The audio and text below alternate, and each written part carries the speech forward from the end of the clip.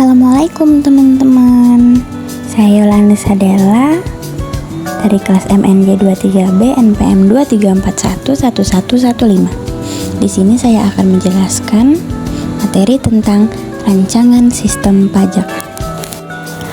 Nah, di sini tujuan sistem pajak yang pertama ada pendanaan publik. Memastikan tersedianya dana untuk pembiayaan kebijakan publik seperti pendidikan, kesehatan, dan infrastruktur.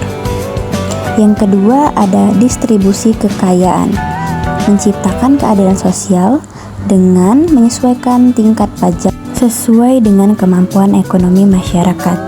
Yang ketiga pendorong ekonomi, mendorong pertumbuhan ekonomi dengan menciptakan insentif yang tepat bagi pelaku usaha dan masyarakat. Selanjutnya di sini ada prinsip-prinsip desain sistem pajak. Yang pertama, keadilan pajak. Menentukan tarif pajak yang adil, mempertimbangkan kemampuan ekonomi masing-masing individu atau perusahaan. Yang kedua ada efisiensi, meminimalkan biaya administratif dan menyusun sistem pajak agar tidak menghambat kegiatan ekonomi. Yang ketiga, sederhana dan jelas.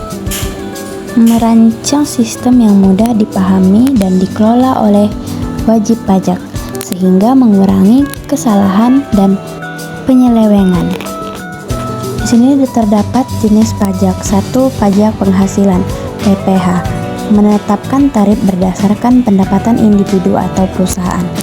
Yang kedua, pajak pertambahan nilai (PPN), dikenakan pada barang dan jasa, dihitung berdasarkan nilai tambah di setiap tahap produksi dan distribusi.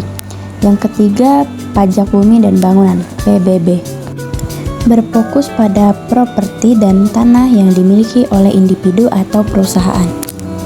Inovasi dalam sistem pajak yang pertama, pajak digital, menerapkan pajak atas transaksi online dan digital untuk menyesuaikan dengan perkembangan teknologi.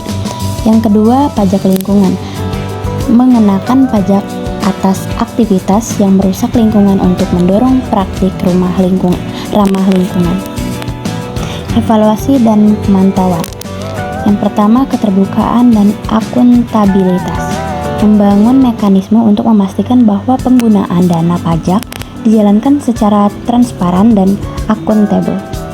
Yang kedua, peninjauan berkala, melakukan evaluasi secara berkala terhadap sistem pajak untuk menyesuaikan dengan perubahan dalam perekonomian dan masyarakat.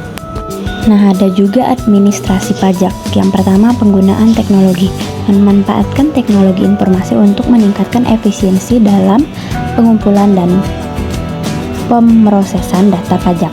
Yang kedua, pendidikan pajak, meningkatkan pemahaman masyarakat tentang sistem pajak dan kewajiban mereka sebagai wajib pajak. Sekian penyampaian materi dari saya. Semoga materi ini diterapkan dan dapat memberikan wawasan mendalam tentang perencanaan sistem pajak yang efektif dan mendukung keberlanjutan keuangan publik.